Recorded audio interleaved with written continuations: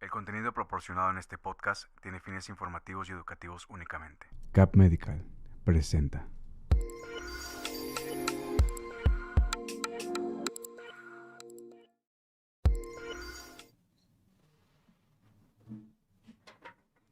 Hola, ¿qué tal? Muy buenos días. Sean bienvenidos a una nueva consulta virtual desde las redes de Neuromarce con la doctora Marcela Hernández. Muy buenas tardes, doctora. ¿Cómo está? Hola, buenas tardes. Gracias por acompañarnos.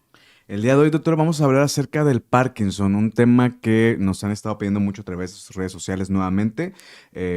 Algo con lo que le gustaría iniciar antes de que pues iniciemos con el tema tal cual. Sí, pues vamos a hablar de una enfermedad importante, afecta a muchas personas en México y en el mundo.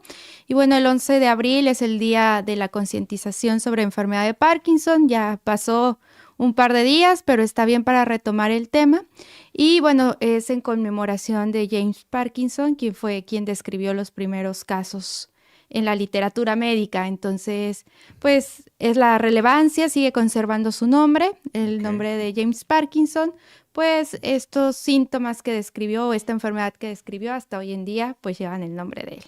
¿Pudiera contextualizarnos un poquito acerca de esta enfermedad? ¿Qué es lo que viene siendo el Parkinson? Si bien ya nos introdujo con este tipo de etimología y sobre la historia del Parkinson y quién lo descubrió y cómo se fue descubriendo, ¿cómo es que se da este tipo de padecimiento? Sí, la enfermedad de Parkinson es la segunda enfermedad neurodegenerativa, es una enfermedad neurodegenerativa por detrás de la enfermedad de Alzheimer. Okay. Sabemos hoy en día, porque durante estos 200 años, pues ha habido progresión en el diagnóstico, progresión en el tratamiento y progresión en conocer mejor la enfermedad. Entonces sabemos que hay unas neuronas que van teniendo degeneración. Estas neuronas son encargadas de se encargan de un neurotransmisor que se llama dopamina, y la dopamina nos ayuda a regular el movimiento en otras estructuras que se llaman núcleos de la base y el tálamo, que hacen que nosotros no tengamos exceso de movimiento ni disminución del movimiento. Cuando se presenta la enfermedad de Parkinson, pues hay una disminución en el movimiento y bueno, nos van a dar los síntomas características del Parkinson, los cuales son lentitud en el movimiento, que médicamente se llama bradicinesia, o sea, los pacientes se empiezan a sentir más lentos, el temblor, que es muy característico en Parkinson, que de hecho si alguien tiembla muchas veces dicen tiene Parkinson, no necesariamente, pero sí es un temblor característico que llamamos en cuentamonedas. Ese es un temblor muy característico de Parkinson. Y lo otro que nosotros, pues se detecta más de forma médica, que es rigidez. Es decir, a los pacientes les cuesta realizar los movimientos y tienden a tener dificultad para empezar la marcha, para realizar giros. Entre sus características más importantes. De hecho, clínicamente esta triada es la que compone enfermedad de Parkinson, o más bien parkinsonismos, que es bradicinesia, rigidez y temblor. Y se ha agregado un cuarto síntoma que se encuentra muy frecuentemente en los pacientes con Parkinson, que es alteración postural. Ok. Este tipo de el padecimiento Parkinson afecta, estamos conscientes, como lo habíamos mencionado, si no me equivoco en otro video, existe el movimiento voluntario y los movimientos involuntarios, ¿no? Como el movimiento del corazón, ciertos órganos que se mueven de forma involuntaria, y pues están los movimientos que hacemos nosotros de forma consciente. El Parkinson afecta a estos dos movimientos que nosotros generamos como seres humanos. Sí, hoy sabemos que sí, efectivamente se ven afectados los movimientos que hacemos de forma consciente, o sea, eso de iniciar la marcha, hacer giros, que lo hacemos de forma consciente. Pero los estudios de hoy en día, pues se ha visto que el corazón, por ejemplo, también puede estar afectado. Muchos de los pacientes presentan algo que se llama disautonomías, que quiere decir que el sistema autónomo no está funcionando de forma adecuada, y ese sistema autónomo es el que nosotros no tenemos voluntad sobre él. Por ejemplo, se ha visto algo que se llama hipotensión ortostática muy frecuentemente en los pacientes de Parkinson, que quiere decir que cuando los pacientes se encuentran de pie tienden a bajar la presión arterial. Eso nos habla de una alteración de este sistema, que es el sistema autónomo, y que bueno, sabemos que los pacientes que tienen enfermedad de Parkinson no solamente se restringe a los síntomas motores, que son eso, el de moverse, como lo dice su nombre, sino también en otros sistemas, tiene repercusión en otros sistemas. Por ejemplo, si bien ya estamos platicando acerca de cuáles son las afectaciones que se pueden dar cuando una persona tiene Parkinson y cuáles son los movimientos que pues suelen ser afectados por este padecimiento neurodegenerativo, ¿a qué edad se puede empezar a diagnosticar? Porque justamente previo, antes de entrar al live, justamente platicábamos con producción que, oye, pues yo también a veces tengo este tipo de temblores y pues producción no tiene más de 25 años, me atrevo a decir. Entonces, ¿cómo ustedes se ha plasmado la estadística de pacientes que desarrollan este padecimiento o es algo genético que ya se desarrolla? Bueno, ahí primero la edad lo más frecuente, aunque no es exclusivo, es después de los 50, 60 años, es donde encontramos que se empiezan, bueno, donde hay mayor cantidad de pacientes afectados. La edad es también un factor de riesgo para desarrollar Parkinson. Entre más grandes somos, mayor factor de riesgo. Okay. Ser hombre es otro factor de riesgo en una proporción de 2 hombres por cada mujer, a diferencia de muchas enfermedades neurológicas de las que hemos hablado. Parkinson se presenta más en hombres. Hay factores ambientales aunados a factores genéticos, como tal no es una enfermedad hereditaria o no en la mayoría de los casos. O sea, solamente encontramos una persona afectada por familia, puede ser la primera, casos esporádicos. Uh-huh. Y bueno, en los pacientes con Parkinson que tienen más familiares afectados, pues sí tiene que ver un poco más con la herencia.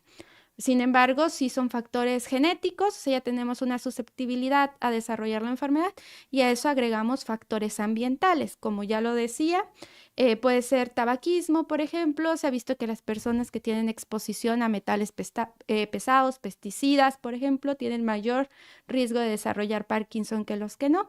También se ha visto que en hombres con mayor escolaridad también tienden más a desarrollar Parkinson.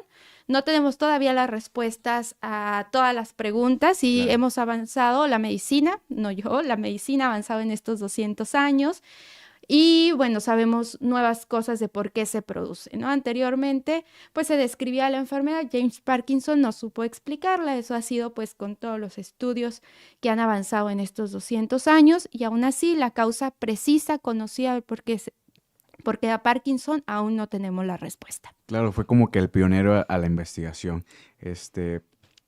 Me gustaría que nos platicase un poco ahorita todo lo que estamos platicando son síntomas que se pueden presentar de forma visual, ¿no? O sea, obviamente, si algún familiar, algún amigo o conocido, o inclusive pues uno mismo logra identificar ese tipo de situaciones, uh-huh, pues lo más recomendable es acudir directamente a una visita neurológica. A nivel cerebral, doctora, uh-huh, ¿qué sucede? ¿Por qué influyen, como lo acaba de mencionar, los factores genéticos y los factores ambientales, pero qué repercusiones hay en mi cerebro para yo empezar a manifestar ese tipo de síntomas? Bueno, hay neuronas en una parte del cerebro que se llama sustancia negra, pars compacta, que okay, es todo el nombre de esa estructura, donde hay neuronas que se encargan de producir dopamina. Ajá, la dopamina, como ya les decía, hay de diferentes tipos, pero principalmente de 1 y de 2, que así se llaman por tipo, nos ayudan a regular el movimiento en unas partes de nuestro cerebro que se llaman núcleos de la base y también una estructura muy importante que nos ayuda a llevar hacia la región de nuestro cerebro que nos ayuda a hacer el movimiento, que es el tálamo. Esa vía se ve afectada y entonces por la disminución de este neurotransmisor que es dopamina, entonces tenemos a que esa vía, la vía que se encarga de que nosotros tengamos movimientos precisos y más rápidos, se ve afectada, por lo cual nos vamos haciendo más lentos. Se ve sobreexaltada, por así decirlo, la vía inhibitoria. Entonces, esa es la razón del por qué los pacientes desarrollan Parkinson. Se sabe hasta ahora que aproximadamente cuando empieza a haber ya síntomas motores, que es de movimiento, 50% de la población de estas neuronas que se encargan de producir dopamina ya está afectado, ya no está. Hay síntomas, y esto es muy importante porque como tal el Parkinson no lo podemos prevenir, es decir, ya tenemos susceptibilidad genética y vamos agregando la edad, por ejemplo, y el género, que son cosas que no podemos corregir, pero hay síntomas que pueden preceder a la enfermedad de Parkinson que se llaman síntomas no motores. Okay. Y esto quizá es muy importante, o es muy importante más bien, porque me va a ayudar a saber si yo lo puedo desarrollar. ¿Cuáles son estos síntomas? Los pacientes, antes de empezar con los problemas del movimiento o del temblor, empiezan a perder el olfato sin una causa explicable y se empieza a perder de forma progresiva. Es decir, empiezan a identificar ciertos aromas o empiezan a tener pérdida del olfato. Y bueno, ese es un síntoma que antecede al Parkinson. Otro, empiezan a tener problemas del sueño, pacientes que se mueven mucho durante el sueño, que hablan o actúan en los sueños, por ejemplo, también pueden desarrollar Parkinson, no son síntomas que preceden más bien al Parkinson. Pacientes que tienen problemas de estreñimiento, un estreñimiento crónico que no responde tan fácilmente a los tratamientos para estreñimiento, tienen un mayor riesgo para desarrollar Parkinson. Y también pacientes que empiezan a tener problemas del ánimo, depresión, porque lo más frecuente, también son más susceptibles a desarrollar Parkinson. Entonces, si están teniendo esta serie de síntomas, pues sí es importante que acudan con un neurólogo para hacerles una revisión más exhaustiva y poder determinar si sus síntomas pueden estar causados por la enfermedad de Parkinson. Por ejemplo, en ese tipo de situaciones, que es como un previo aviso que el cuerpo da, ¿no? De que hay una anormalidad a nivel cerebral. Mencionaba algo bien importante, es para detectar si ya se tiene la enfermedad o si hay indicios de que se vaya a desarrollar, ¿no? Mi duda es, a la fecha tengo entendido, y corríjame si estoy equivocado, el Parkinson actualmente solamente se puede mejorar la calidad de vida del paciente, más sin embargo en la actualidad no existe una cura tal cual. Exactamente. Ok. En esa situación que ahorita nos estaba platicando usted acerca de los síntomas que se presentan, ¿no? A previa a desarrollar el Parkinson tal cual. ¿Hay algún punto en esa etapa de que el paciente pudiera evitar desarrollar al 100% el padecimiento o simplemente al detectar ese tipo de síntomas que mencionó, se gana un poco más de tiempo para frenar la enfermedad? Se gana un poco más de tiempo para frenar la enfermedad. Desafortunadamente no existe una terapia 100% efectiva para que el paciente no exprese la enfermedad de Parkinson. Generalmente, si ya tiene la susceptibilidad genética agregado a estos dos otros factores que le decía, que es la edad y el género, si agregamos eso que no hacemos ejercicio, que fumamos, por ejemplo, que tenemos exposición a metales pesados, a pesticidas, pues vamos a terminar desarrollando la enfermedad.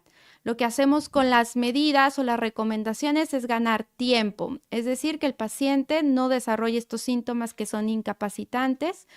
No que no los termine de desarrollar, porque quizá eso está mal, no lo podemos prevenir de esa forma, pero sí retrasar la aparición de esos síntomas que son incapacitantes. Ok. Esta enfermedad, como se ha estado mencionando, es una enfermedad muy progresiva, doctora. Tengo entendido que existe un tiempo determinado, como usted lo menciona, influyen también diversos factores del paciente de forma individual, pero si se tiene por estadística aproximadamente una vez que una persona tenga el diagnóstico del Parkinson, ¿cuánto tiempo tiene para poder, pues, obviamente trabajar en extender la calidad de vida que vaya a tener? Es muy independiente de cada paciente, o sea, el comportamiento de la enfermedad no tiende a ser igual en todos los pacientes. Por eso es que son estas recomendaciones de realizar ejercicio de moderado a severo. ¿Qué quiere decir eso? No es nada más salir a caminar 30 minutos, sino, por ejemplo, trotar 1 hora, realizar bicicleta, de 1 hora, 1 hora y media, nadar de forma regular. También se ha visto que la vitamina E, que es un antioxidante, ayuda a retrasar, esa sería la palabra, como el aceite de girasol, semillas de girasol, aguacate, espinacas, por ejemplo, huevo, son alimentos que se pueden consumir que nos van a ayudar a retrasar, más todo lo que decía, si fuma, pues dejar de fumar, si está teniendo exposición a pesticidas, pues también retirar ese factor. Entonces, va a ser independiente de cada paciente. También les insistimos mucho a los pacientes que tienen Parkinson en realizar rehabilitación. Hay asociaciones más bien civiles, donde hay varios pacientes con Parkinson que se encargan tanto pues de dar orientación al paciente como a los familiares de pacientes que viven con Parkinson para mejorar la calidad de vida de esos pacientes. Por ejemplo, ya hablando en el tema del factor genético, que era un tema anteriormente que ya estábamos platicando, regresando a ese punto, me imagino que hay personas que posiblemente ya cuenten con el diagnóstico y sientan o vivan con el miedo de oye, si no sé, estoy embarazada posiblemente, que igual si gusta, luego habremos Sí, justamente la próxima semana pensábamos dar la segunda parte de Parkinson, que es en la mujer, porque este canal estamos enfocados, más hacia la exacto. mujer. Pues afortunadamente, como es más frecuente en hombres, en hombres y después de los 50, 60 años. Hay un caso muy famoso de Michael Fox, Ok, Jamie Fox. Michael J. Fox, sí, Ajá. el de Volver al Futuro. El de Volver a Futuro, que él desarrolló un tipo de Parkinson que es un Parkinson juvenil. Las formas juveniles, pues sí se ve más hacia algo, bueno, hay que buscar más algo hereditario. Ujú. No así en los pacientes que desarrollan la enfermedad después de los 50, 60 años, porque sabemos que sobre todo son formas esporádicas, Ujú. que quiere decir que me dio a mí, pero lo más probable es que no le dé a alguien más o a mis hijos, ¿no? Que es la principal preocupación. Lo otro es que si hay familiares afectados, o sea, si yo llegara a desarrollar Parkinson y mi hermano llegara a desarrollar Parkinson, bueno, ahí hay que hacer estudios genéticos para saber las mutaciones precisas del por qué se desarrolló la enfermedad. Y eso también está actualmente, lo genético, tanto en el estudio como también para el desarrollo de tratamientos. Pero eso ya es como de los últimos años. Ok, digamos que sí existe la posibilidad pues, procurar o prevenir en el aspecto de que si si mi hijo, ¿no? O una persona embarazada pudiera evitar que su bebé desarrolle ese tipo de situaciones. Sí, digo, todavía estamos como en pañales en Ujú. ese aspecto. Sí hay médicos, genetistas, neurólogos encargados de trastornos del movimiento, que es una alta especialidad de neurología, Ok, que están estudiando todo esto. este tipo de... Ujú. Perfecto, doctora. ¿Algo más que desea agregar? Digo, ya hemos llegado al final de esta consulta virtual. Vamos a agendar una segunda parte para que estén al pendiente en las redes sociales de la doctora Marce. ¿Pero algo que desea agregar, doctora, antes de finalizar? Bueno, creo que hay mucha información que darles a los pacientes con Parkinson. Seguramente si ya lo diagnosticaron, su tratamiento está con levodopa, que es pues la piedra angular del tratamiento hasta este momento. Como bien lo dijimos, es un tratamiento sintomático. Y como yo le digo a los pacientes, es como construirles un traje a la medida, porque todos los pacientes pues tienden a tener un comportamiento diferente, una necesidad más bien diferente en cuanto al tratamiento. Entonces, para que no se desesperen, sepan que la enfermedad de Parkinson, pues sí, es una enfermedad neurodegenerativa que hasta el momento no tiene cura. Se trata de forma sintomática para mejorarles la calidad de vida. Sin embargo, pues está avanzando también la ciencia y esperemos pues algún día tener un tratamiento pues con objetivo de curación, ¿no? Pero todavía no hay nada al respecto. Esperemos que exista en un futuro. Y lo otro es que pues no se desanimen. Actualmente tener una enfermedad crónico-degenerativa como Parkinson o diabetes o hipertensión, pues es muy prevalente en la población, ¿no? Entonces, que lo tomen de esa forma, que se acerquen a las asociaciones civiles, ahí van a encontrar personas que les pueden compartir su experiencia y que también les va a ayudar mucho a mejorar su calidad de vida, que hasta el momento pues es lo que pretendemos con los tratamientos, ¿no? Tanto con medicamentos como las medidas que no son farmacológicas, que quizá podamos hablar mejor la siguiente semana, Claro. porque nos quedan todavía como muchas cosas de las que podemos Sí, hablar. verdaderamente hay muchas preguntas que pues requieren una contextualización un poquito más profunda, como por ejemplo los medicamentos, como lo acaba de mencionar, y ciertos pues tips que pudiésemos presentarle a los pacientes para que pues también vean el contexto de la enfermedad. Doctora, para las personas que quisieran una consulta con usted, ¿nos pudiera compartir su información, por favor? Sí, nos encontramos en The Brain Clinic en la ciudad de Monterrey, Nuevo León. Los números, la dirección va a aparecer en su pantalla por si alguien necesita alguna consulta. Igual, como les decimos, hay neurólogos, o como les digo, hay neurólogos que se encargan de los casos más complejos y creo que también derivar a tiempo a los pacientes es fundamental para mejorarles su calidad de vida. Exacto, yo creo que ese es el parteaguas más importante, el saber cuándo derivar a los pacientes con el especialista adecuado, ¿no? Para poder resolver. Sí. Doctora, pues muchas gracias por compartirnos parte de su tiempo y gracias por la información. Les comento también que este programa es en colaboración con Cap Medical, su clínica de corta estancia especializada en terapias de infusión vía intravenosa, donde tratamos pacientes oncológicos, hematológicos, reumatológicos y neurológicos.